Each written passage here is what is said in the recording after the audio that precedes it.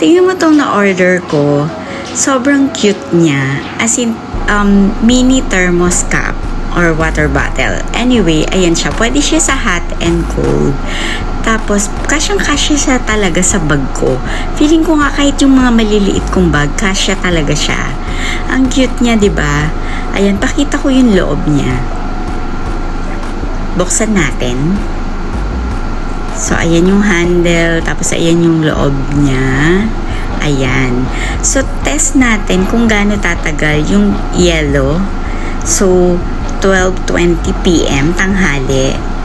Nilagyan ko siya. Tapos, nilagyan ko ng tubig. Ayan siya. Yung kanyang laman. Tapos, 5:51. Ayan siya. Tingnan natin. So, ayan pa